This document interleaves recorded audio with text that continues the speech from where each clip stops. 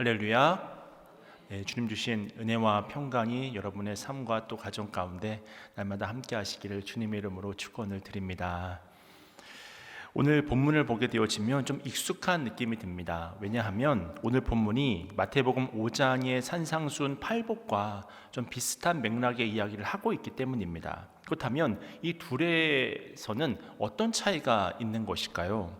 사실 팔복은 문자 그대로 8가지 복을 말씀하는 것입니다. 그런데 오늘 읽은 이 말씀은 잘 읽어보시면 이 4가지 복을 말씀하신과 동시에 또 그와 반대되는 4가지 화를 말씀하고 있는 것이 바로 이 팔복과의 차이점인데요. 그래서 오늘 본문을 흔히 이 사복, 사화라고도 이제 이야기를 합니다. 근데 우리가 여기서 특별히 주목할 것은 팔복도 그렇고 오늘 본문의 4가지 복도 그렇고 예수님께서는 세상 사람들이 전혀 부러워하지 않을 내용을 가지고 복이라고 말씀하셨다고 하는 사실입니다. 사실 오늘 본문에 줄이는 것, 가난한 것, 또 우는 것, 미움받는 것 이런 것을 우리는 세상 속에서는 복이라고 말을 하진 않잖아요. 만약에 믿음이 없는 사람들에게 예수님의 복음이다 라고 소개를 하면서 이러한 말씀을 나눈다고 한다면 아마 믿음이 없는 사람들은 다 도망갈지도 모릅니다. 근데 왜 예수님은 우리 믿는 사람들조차 쉽게 받아들이기 힘든 이 말씀을 복이라고 말씀하시는 것일까요? 아무래도 가장 근본적인 이유는 세상 나라의 기준과 하나님 나라의 기준이 다르기 때문입니다. 그래서 세상 나라에서는 복이 아닌 것이 하나님 나라에서는 복이 되는 거예요. 분명 우리는 현재 이 세상 나라에 살아가고 있습니다. 하지만 세상의 나라라고 하는 것은 이렇게 존재하다가 언젠가는 끝날 나라라고 하는 것을 우리는 다 알고 있지 않습니까? 그러나 하나님의 나라는 지금 여기에 존재할 뿐만이 아니라 영원히 존재하는 나라입니다. 그래서 누가복음 17장 21절 말씀을 보시면요, 또 여기 있다 저기 있다고도 못하리니 하나님의 나라는 어디에 있다? 너희 안에 있느니라 라고 말씀합니다. 그렇습니다. 이미 하나님의 나라는 어디에 있다고요? 내 안에, 여러분 안에 있습니다. 그뿐만이 아니라 우리가 서로 사랑하며 살아가는 그 하나님과의 관계성 속에서 또 하나님의 권능을 체험하고 하나님의 능력을 체험하는 그 상황 가운데서 하나님의 나라는 이미 임하는 것입니다. 그래서 마태복음 12장 28절은 또 이렇게 증거를 하는데요. 마태복음 12장 28절 말씀입니다. 그러나 내가 하나님의 성령을 힘입어 귀신을 쫓아내는 것이면 하나님의 나라가 이미 어디 있다고요? 너희에게 임하느니라. 할렐루야. 그러니까 우리가 성령 충만한 삶을 살아간다고 한다면 이미 하나님의 나라가 우리 안에 임했다고 하는 사실을 성경은 증언하고 있습니다. 하지만 동시에 하나님의 나라는 영원히 존재하는 나라이기도 합니다. 그래서 예수님이 말씀하시기를 천국은 겨자씨 하나가 같다고 이야기를 하잖아요. 이 겨자씨라고 하는 것은 하나를 심었을 때 그것은 참 보잘것없고 너무나도 작고 초라한 것일 수 있지만 그것이 땅에 심겨졌을 때 그것이 점점 자라나서 큰 나무가 되는 것입니다. 그래서 새들이 와서 쉴 수도 있고 그 가지마다 무성한 열매를 맺어서 풍성한 그 결실들, 그 열매들을 우리가 먹고 보고 또 나누고 누릴 수 있는 그런 나무가 된다고 하는 것입니다. 이처럼 하나님의 나라는 지금 여기 존재할 뿐만이 아니라 점점 성장하고 또 완성되어져서 종국에는 영원히 존재하는 그런 나라가 된다고 하는 것을 성경은 증언해주고 있습니다. 그렇다면 하나님의 나라라고 하는 것은 그 씨앗은 누가 심었고 누가 자라게 하고 누가 완성시켜 가십니까? 이것은 그 어떤 사람이 아니라 통치자이신 하나님께서 친히 완성해 가시는 것입니다. 그 경륜을 따라서 그 하나님의 놀라운 지혜를 따라서 이 모든 과정들을 이끌어 가시는 것입니다. 그러니까 사람이 노력하고 애써서 확장시켜 나가는 그런 나라가 아니고 하나님이 세우시고 하나님이 열어가시는 나라, 그 나라가 바로 하나님의 나라라고 하는 거예요. 그렇다면 우리가 이와 같은 사실을 깨달았을 때 지금 여기를 살아가면서 지금 이 현대의 삶을 살아가면서 추구해야 할 복은 무엇일까요? 이 세상의 욕망을 더 많이 누리는 것, 멸망할 세상의 그 무언가를 더 많이 손에 쥐는 것을 우리가 추구해야 할 복으로 삼아야 할까요? 아니잖아요. 그럴 수는 없지 않습니까? 왜냐하면 하나님의 나라가 어떤 것인지를 알고 있기 때문에. 그런 의미에서 우리 성도들이 이 세상을 사는 동안 꼭 얻어야 할 최고의 복은 하나님 나라 백성이 되는 것인 줄로 깨달으시길 축원을 드립니다. 그렇게 하나님 나라의 한 사람으로서 소속되는 것, 그러므로 하나님을 알고 하나님 나라의 백성이 되고 하나님의 돌보심을 받아 영생으로 나아가는 것이 우리에게 있어서 가장 중요한 복입니다. 근데 이 당시의 제자들은 아마도 이런 하나님의 말씀을 온전히 이해하지 못했을 것입니다. 그러다가 계속해서 예수님의 가르침을 받고 또 예수님의 십자가 대속의 은총도 경험하고 또 부활의 소망을 그들이 친히 체험하고 난 이후에 아마도 그때서야 이 말씀의 의미, 예수께서 말씀하셨던 이 의미를 깨달았을 거예요. 그렇다면 이제 좀 더 구체적으로 우리는 어떤 믿음을 통해서 하나님 나라를 진정 바라보는 그런 삶을 살아갈 수 있을까요? 그것은 바로 하나님의 때에 대한 믿음이 있어야 한다고 하는 것입니다. 오늘 본문에 등장하는 네 가지 복과 네 가지 화에서 알 수 있는 것처럼 예수님께서는 가난한 자와 또 줄인 자, 우는 자와 또 버림받은 자가 복되다라고 말씀하십니다. 그리고 오히려 세상의 자랑인 부요한 자, 또 배부른 자, 웃는 자, 또 칭찬받는 자, 이런 사람에게는 화가 있다고 말씀을 하십니다. 앞서 말씀드렸듯이 이해가 쉽게 되는 내용은 아니잖아요. 사실 우리의 일반 상식으로는 참 동의하기 그런 어려운 그런 말씀들이잖아요. 왜냐하면 이 세상을 살아가고 이 세상의 가치관에 영향을 받을 수밖에 없는 우리의 현실과는 정반대되는 복을 오늘 성경이 기록하고 증거하고 말씀하고 있기 때문입니다. 그렇다면 우리가 무엇을 생각할 때 이것을 하나님의 말씀으로 받아들일 수 있을까요? 그것은 바로 지금이 언제까지나 이어지는 것이 아니라 하나님의 정하신 그 때가 있다는 사실을 믿음으로부터 시작을 합니다. 다시 말해서 그 때가 된다고 한다면, 전국에 하나님의 나라가 완성이 된다고 한다면 지금의 화는 변하여서 복이 됩니다. 그리고 지금의 복은 변하여서 화가 될 수 있는 거예요. 그리고 이러한 사실을 깨닫고 지금 바로 나는 어떻게 살아갈 것인가 라고 하는 질문을 오늘 이 설교를 들으시는 분들은 스스로 질문을 던져보실 수 있어야 합니다. 그런 의미에서 우리가 오늘 본문을 잘 보면 지금이라고 하는 단어가 이 4번이나 사용되고 있는 것을 확인할 수 있거든요. 4번 사용되고 있다, 반복되고 있다. 성경에서 된다고 하는 것은 무엇을 의미합니까? 강조를 말하잖아요. 이 세상의 나라가 영원한 것이 아닌 하나님의 때에 하나님의 나라가 임한다는 사실을 아는 사람은 내게 주어진 현재 상황이 평안하고 또 배부르고 부유하다고 할지라도 교만하지 않습니다. 또 반대로 힘들고 줄이고 애통함이 있다고 하더라도 낙심하지를 않는 거예요. 그래서 우리가 잘 아는 시편 1편을 보면 이 복 있는 사람에 대해서 증언을 하잖아요. 그 사람이 어떤 사람인가? 제가 말씀을 좀 읽어드리겠습니다. 복 있는 사람은 악인들의 꾀를 따르지 아니하며 죄인들의 길에 서지 아니하며 오만한 자들의 자리에 앉지 아니하고 오직 여호와의 율법을 즐거워하여 그의 율법을 주야로 묵상하는도다.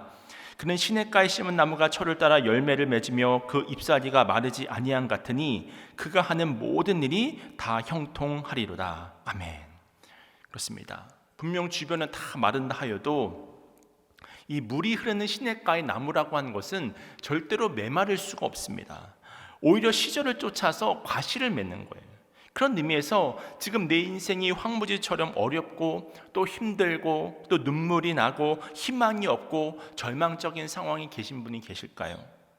실제로 내게 느껴진 삶이 그렇다 할지라도 그런 황무지와 같은 인생 속에 하나님의 말씀이 임하게 될 때 우리에게는 형통의 역사가 나타나는 줄로 깨달으시길 축원을 드립니다. 그런 의미에서 오늘 본문에 빗대어 볼 때, 아니 성경 전체를 생각해 볼 때 여러분 이 형통이라고 하는 것은 무엇일까요? 단순히 부유하고 배부른 것이 잘못된 것만은 아니지만 형통이라고 하는 것이 이것만을 말하고 있는 것은 아니라는 사실을 우리가 성경의 증언을 통해서 확인할 수 있잖아요. 그렇다면 성경에서 말하는 형통이라고 하는 것은 무엇일까요? 사실 우리가 살아가는 인생길에는 넓은 길이 있고 좁은 길이 있습니다. 또 편안한 길이 있는가 하면 거친 길도 있습니다. 마치 출애굽한 이스라엘 백성들이 지름길이 있었음에도 불구하고 이 광야길을 돌아서 40년을 돌아서 헤매었던 것처럼 분명히 그런 일도 있는 것입니다. 이때 죄인된 인간의 본성이라고 하는 것은 되도록 넓은 길로 가고자 합니다. 편하고 지름길로 가고자 합니다. 하지만 여러분도 지나온 여러분의 인생길을 돌아보시면 잘 알고 계시겠지만 그런 길이라고 해서 지나놓고 보니까 다 좋았던 것만은 아니잖아요. 왜냐하면 우리가 목적지를 향해서 제대로 가고 있느냐, 편한 길, 넓은 길, 좋은 길로 가는 것보다 우리가 목적지를 향해서 제대로 가고 있느냐, 이것이 중요한 것이지 않겠습니까? 예를 들어서 내가 지금 강릉을 가야 하는데 대전으로 가는 길이 너무 편한 거예요. 근데 내가 편하다고 해서 대전으로 쭉 걸어가고 넓은 길이라고 해서 부산으로 쭉 걸어간다고 하면 강릉을 갈 수가 있습니까? 절대로 갈 수가 없죠. 방향이 다르니까. 그런 의미에서 내가 가고자 하는 그 길에 비록 좁은 길이 있을 수 있습니다. 때로는 광야를 지나야 할 때도 있습니다. 때로는 눈물을 흘리고 고통 가운데 마음을 저미며 가야 할 때도 있습니다. 늪지를 지나야 할 때가 있고 터널을 지나야 할 때가 있고 또 황무지를 지나야 하고 돌아가는 길도 있을 수 있습니다. 근데 정말 중요한 것은 우리 신앙생활의 방향이거든요. 신앙생활이라고 하는 것은 방향입니다. 조금 느리더라도 조금 힘겹더라도 우리가 주님을 의지함으로 그 목적지를 향해서 제대로 가고 있다면 그 길이 바로 형통한 길인 줄로 깨달으시길 축원을 드립니다. 여러분, 요셉을 생각해 보세요. 우리가 그의 삶을 어떻게 형통하다고 말할 수 있겠습니까? 형들로부터 이 죽음의 위협을 당하기도 하고요. 그것도 모자라서 애굽의 노예로 팔려가고 또 노예로 팔려간 것으로 그치는 것이 아니라 또 이제는 또 누명을 쓰고 감옥에 갇히기까지 하는데 무려 2년이나 잊혀진 세월을 보냈지 않습니까? 그 세월을 합하니까 13년이 되었다고 하는 거예요. 그러니까 무려 13년 동안 그의 인생의 전성기라고 할 수 있는 청년 시절, 청소년 시절을 그렇게 허송세월한 것처럼 보이는 그런 삶을 살았던 것이 요셉의 청년기였습니다. 그런데 이런 우리의 일반적인 생각과는 다르게 성경이 말하고 있는 요셉의 삶에 대한 평가는 어떻습니까? 대표적인 것이 창세기 39장 2절 말씀인데요, 제가 읽어드립니다. 여호와께서 요셉과 함께 하심으로 그가 형통한 자가 되어 그의 주인 애굽 사람의 집에 있으니. 아멘. 그렇습니다. 비록 요셉이 우리가 볼 때는 인생의 황금기인 청소년기와 청년기를 고난과 역경 가운데 살았던 것은 맞지만, 그래서 이 세상 관점으로 보면 잃어버린 세월들처럼 보이기는 하지만 성경이 증언하기를 요셉은 그 당시 형통한 삶을 살았다고 말씀하고 있습니다. 왜냐하면 하나님이 요셉과 함께 하셨기 때문입니다. 다시 말해 요셉이 하나님이 말씀하신 그 목적지대로 그 13년의 기간 동안 고난이 오고 역경이 오고 좁은 길이 오고 황무지와 같은 광야와 같은 인생길을 살아간다 할지라도 그 방향성을 놓치지 않았기 때문에, 하나님과 동행했었기 때문에 그 길을 형통한 길이라고 성경은 증언하고 있다고 하는 것입니다. 이것이 어디 요셉만입니까? 사도 바울도 한번 생각해 보세요. 고린도후서 11장에는 사도 바울이 당한 고난을 기록하고 있는데요, 고린도후서 11장 24절 이하의 말씀을 보면 사도 바울이 당한 고난을 아주 구체적으로 설명하고 있습니다. 제가 그 말씀을 그대로 좀 읽어드리면요, 고린도후서 11장 24절 이하의 말씀입니다. 유대인들에게 40에서 하나 감한 매를 5번 맞았으며 3번 태장으로 맞고 1번 돌로 맞고 3번 파손하고 일주야를 깊은 바다에서 지냈으며 여러 번 여행하면서 강의 위험과 강도의 위험과 동족의 위험과 이방인의 위험과 시내의 위험과 광야의 위험과 바다의 위험과 거짓 형제 중의 위험을 당하고 또 수고하며 애쓰고 여러 번 자지 못하고 줄이며 목마르고 여러 번 굶고 춥고 헐벗었노라. 그렇습니다. 이처럼 사도 바울이 당한 고난이 얼마나 극심합니까? 40에 하나 감한 매를 5번이나 맞았다고 하는 것은 맞아 죽을 뻔한 경험을 5번이나 했다는 거예요.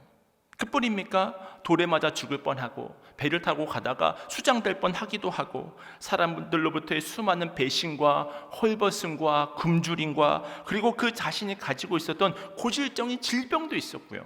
정말 눈뜨고 볼 수 없는 고난의 현장이 바로 사도 바울의 인생이자 사역의 현장이었습니다. 여러분, 이런 고난을 들으면 우리의 마음이 어떠십니까? 막 설레입니까? 나도 사도 바울과 같은 고난을 받고 싶다. 나도 언제 그런 고난을 받을 수 있을까? 그런 마음이 드시나요? 그렇지 않잖아요. 사실 우리가 겁이 나잖아요. 나에게도 이런 고난이 오면 어떻게 감당하지? 나는 과연 사도 바울처럼 이러한 상황들을 믿음으로 이겨낼 수 있을까? 그런 걱정도 되면서 사도 바울이 얼마나 힘들었을까, 얼마나 고통스럽고 괴로웠을까, 또 그 모든 험한 시기들을 얼마나 외로운 가운데 보냈을까, 그런 안쓰러운 마음이 들기도 하잖아요. 그런데 사도 바울은 고린도서 12장에서 저와 여러분의 어떤 이런 착각을 철저하게 깨트려 주는데요. 고린도서 12장 10절 말씀은 우리 함께 읽겠습니다. 시작. 그러므로 내가 그리스도를 위하여 약한 것들과 능욕과 궁핍과 박해와 공고를 기뻐하노니 이는 내가 약한 그때에 강함이라. 아멘. 내가 그리스도를 위하여 약한 것들과 능욕과 궁핍과 박해와 공고를 어떻게 한다고 말하고 있습니까? 기뻐한대요. 우리는 어떻게 해서든지 피하고 싶은 능욕과 궁핍과 박해와 공고를 사도 바울은 기뻐한다고 고백하고 있습니다. 어떻게 사도 바울은 이런 고백을 할 수 있었을까요? 로마서에서 우리는 그 이유를 확인할 수 있는데 로마서 8장 17절과 18절 말씀입니다. 자녀이면 또한 상속자 곧 하나님의 상속자요 그리스도와 함께한 상속자니 우리가 그와 함께 영광을 받기 위하여 고난도 함께 받아야 할 것이니라. 생각하건대 현재의 고난은 장차 우리에게 나타날 영광과 비교할 수 없도다. 무슨 말이냐면 장차 자신이 주님과 더불어 누리게 될 그 영광을 위해서는 주님이 겪으신 이 고난의 잔을 피해서는 안 된다고 하는 것입니다. 이 고난을 피하면 영광도 없다고 하는 것을 말씀하고 있는 거예요. 그렇기 때문에 이 사도 바울의 초점이라고 하는 것은 이 세상 나라에 속한 현재 자신의 삶이 아니었습니다. 하나님께서 자신의 삶이 끝나는 날 이 엄청난 영광의 자리로 나를 인도하여 주실 것이다. 그 부름의 상, 다시 말해서 하나님 나라에 대한 그 확신이 있었기 때문에 그 고난이 역경과 낙심의 도구가 되었던 것이 아니라 기쁨의 도구가 되어서 기쁨과 찬송의 고백을 하나님 앞에 올려드리는 그런 사도 바울의 모습을 우리가 확인할 수 있다고 하는 거예요. 그것도 기쁨이 너무나도 커서 숨길 수 없기 때문에 그것을 자신 안에서만 가두고 있는 것이 아니라 이렇게 말씀을 통해서 고백하고 있는 거예요. 그래서 저는 주님 다시 오실 때까지라고 하는 찬양을 참 좋아하는데요. 그 가사의 내용은 이렇습니다. 주님 다시 오실 때까지 나는 이 길을 가리라. 좁은 문 좁은 길 나의 십자가 지고 나의 가는 이 길 끝에서 나는 주님을 보리라. 영광의 내 주님 나를 맞아 주시리. 여러분, 이 고난의 길은 이 가사의 의미를 아는 사람만이 갈 수 있습니다. 저는 저와 여러분의 초점이 지금 얼마나 편한가, 지금 얼마나 안락한가 그것에 맞추어져 있지 않기를 바랍니다. 왜냐하면 그 길의 끝에는 공허가 있을 뿐입니다. 멸망이 있을 뿐이고 사망이 있을 뿐입니다. 근데 오늘 본문의 사도 바울처럼 복음 때문에 고난을 당하고 주님을 위하여 핍박을 받고 안 받아도 되는 오해와 모함을 당하면 그 길의 끝에는 누가 서 계십니까? 주님이 계시는 거예요. 이것을 깨닫는 자만이 이 길을 담담히 믿음을 가지고 걸어갈 수 있는 것입니다. 그렇습니다. 그런 의미에서 우리의 삶이 오늘 본문과 같이 가난과 굶주림과 울 수밖에 없고 버림받은 자의 외로움, 아픔이 있다 할지라도 하나님께 순종하며 나아가면 반드시 하늘의 복을 받습니다. 하지만 자기 소욕을 따라 스스로 정욕과 쾌락에 이끌려 부유한 삶을 살아가는 사람은 어떻습니까? 오늘 보면 누가복음 6장 24절 말씀이 그것에 대한 대답을 해주고 있는데요. 우리 누가복음 6장 24절 말씀 함께 읽겠습니다. 시작. 그러나 화 있을진저 너희 부유한 자여 너희는 너희의 위로를 이미 받았도다. 이 말이 무슨 말이냐면 부유한 사람, 평안한 사람은 이미 다 받았다는 거예요. 다시 말해 그렇게 자기 소견에 옳은 대로 자신의 안위와 또 배만 불리고 산 사람은 하나님 나라에서는 이미 다 받았기 때문에 이미 이 세상 나라에서 다 누렸기 때문에 하나님 나라에서는 영원한 하나님의 나라에서는 생명이 있는 영원한 하나님의 나라에서는 받을 것이 없다고 하는 것을 증거하고 있습니다. 그러니까 한번 생각해 보세요. 우리가 영원히 살아야 될 하나님 나라에서 받을 것이 없는 인생만큼 이런 불쌍한 인생이 어디 있겠습니까? 그리고 결국은 하나님의 때에 화까지 당한다는 거예요. 반면 모세는 어떻습니까? 히브리서 11장 24절부터 26절까지의 말씀을 제가 읽어드립니다. 믿음으로 모세는 장성하여 바로의 공주의 아들이라 칭함받기를 거절하고 도리어 하나님의 백성과 함께 고난받기를 잠시 죄악의 낙을 누리는 것보다 더 좋아하고 그리스도를 위하여 받는 수모를 애굽의 모든 보화보다 더 큰 재물로 여겼으니 이는 상 주심을 바라봄이라. 아멘. 그러니까 모세는 현실을 바라보지 않았습니다. 이 세상을 바라보지 않았습니다. 하나님 나라를 바라봤던 거예요. 하나님의 때가 자신에게 온다는 사실을 믿었다고 하는 것입니다. 그 부르심의 상을 향해서 달려나가게 되니까 애굽의 왕자라는 그 엄청난 자리를 포기하고 이스라엘 백성들과 함께 고난을 받고 또 모함을 당하며 그 광야길을 걸어갈 수 있었던 것입니다. 그렇다면 앞서 소개해드린 요셉, 또 바울, 모세까지 어쩜 이렇게 똑같은 고백을 할 수 있을까요? 그것은 바로 지금은 비록 내가 당하는 그 고난과 어려움이 크다 할지라도, 크게 보인다 할지라도 종국에는 하나님의 때가 온다. 영생이 있다. 소망이 있다. 내 인생은 이렇게 좌절과 낙심과 고통으로 끝나지 않는다. 이 믿음이 있는 사람만이 이러한 믿음의 고백, 이러한 믿음의 삶을 살아갈 수 있는 것이 아니겠습니까? 그렇기 때문에 우리에게 주어진 어떤 환경이 내가 기대했던 것보다 안락하고 평안한 환경이 주어졌다고 한다면 하나님께서 이 은혜를 나에게 주신 이유가 무엇일까? 이 복을 나에게 주신 이유가 무엇일까? 그 이유를 먼저 생각해 보아야 합니다. 그리고 하나님 앞에 감사를 올려드려야 되죠. 찬송을 올려드려야 되는 것이죠. 그리고 내가 받은 이 복을 어떻게 하면 이 복을 나누고 살아갈 것인가를 기도해야 하는 거예요. 그때 내게 주어진 현재의 복이 하나님과 연결이 되고 미래의 복으로 하나님 나라 백성으로서의 삶을 살아갈 수 있는 것입니다.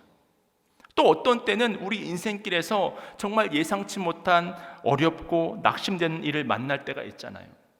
분명 그 일은 나를 낙심시킵니다. 무언가를 포기하게 만들고 나로 하여금 아무것도 할 수 없는 그런 존재로 만들기도 합니다. 그러나 그런 때라도 낙담하지 말고 하나님의 말씀을 붙들고 일어서서 그 어려움을 헤쳐나갈 때 산소망을 이루시는 하나님의 역사를 경험하고 체험하게 되는 거예요. 그래서 사도 바울은 로마서 12장 2절에서 이렇게 증거합니다. 너희는 이 세대를 본받지 말고 오직 마음을 새롭게 함으로 변화를 받아 하나님의 선하시고 기뻐하시고 온전한 뜻이 무엇인지 분별하도록 하라. 사실 우리의 부유와 풍요로운 것, 사람들의 환호와 찬사라고 하는 것은 어느 시간이 지난다고 한다면 다 지나갑니다. 그리고 우리의 가난과 굶주림과 울음과 나라에게 조롱을 받는 일도 결국은 어느새는 다 지나가는 거예요.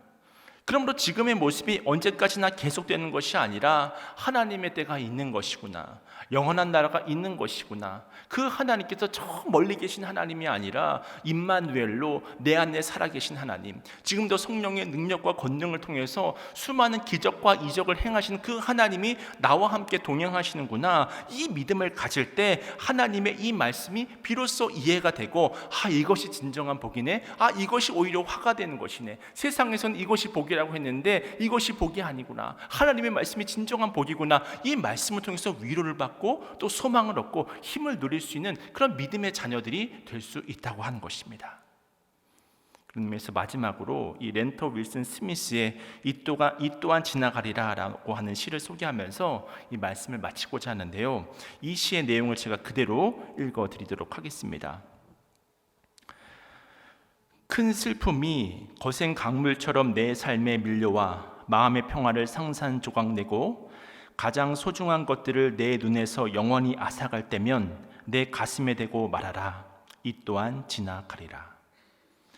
끝없이 힘든 일들이 내 감사의 노래를 멈추게 하고 기도하기에도 너무 지칠 때면 이 진실의 말로 하여금 내 마음에서 슬픔을 사라지게 하고 힘겨운 하루의 무거운 짐을 벗어나게 하라. 이 또한 지나가리라. 행운이 내게 미소 짓고 하루하루가 환희와 기쁨으로 가득 차 근심 걱정 없는 날들이 스쳐갈 때면 세속의 기쁨에 젖어 안식하지 않도록 이 말을 깊이 생각하고 가슴에 품어라. 이 또한 지나가리라. 너의 진실한 노력이 명예와 영광 그리고 지상의 모든 귀한 것들을 내게 가져와 웃음을 선사할 때면 인생에서 가장 오래 지속된 일도 가장 운대한 일도 지상에서 잠깐 스쳐가는 한순간의 불과함을 기억하라. 이 또한 지나가리라. 그렇습니다. 이 시가 고백하고 있는 것처럼 우리 인생의 그 어떤 어려움도 이제 곧 지나갑니다. 또 풍요롭고 평안한 것도 참 좋지만 이것도 다 때가 되면 지나갑니다. 그렇게 우리가 붙잡아야 할 것은 무엇입니까? 영원히 변하지 않는 것, 영원히 그 가치가 상실되지 않는 것, 진리 되신 하나님의 말씀을 붙들고 진리 되신 하나님의 말씀에 일입되어 날마다 하나님 나라를 바라보며 하늘의 복을 소망하며 그런 삶을 살아가야 하는 것입니다. 그리고 이 세상 나라는 영원하지 않고 반드시 하나님의 때가 있다는 사실을 믿음으로 받아들여야 합니다. 그때서야 비로소 우리는 오늘 본문이 말씀하고 있는 참된 복과 화해에 대한 주님의 음성을 온전하게 들을 수 있는 마음과 귀가 열려지는 믿음의 삶을 살아갈 수 있는 거예요. 그러다 보면 영안이 열리는 것이죠. 영안이 열리는 것이죠. 하나님 나라를 바라보는 것이죠. 주님과의 동행을 소망하게 되는 것이죠. 바라기는 이 역설의 진리가 주님을 온전히 바라봄을 통해서 여러분의 것들이 되시기를 축원합니다. 그러므로 하늘의 그 신령한 복을 날마다 누리며 매 순간 승리하는 삶을 살아가시는 그런 복된 삶을 살아가시는 그런 인생의 기적의 역사의 주인공이 되시는 여러분 모두가 되시기를 주님의 이름으로 축원을 드립니다.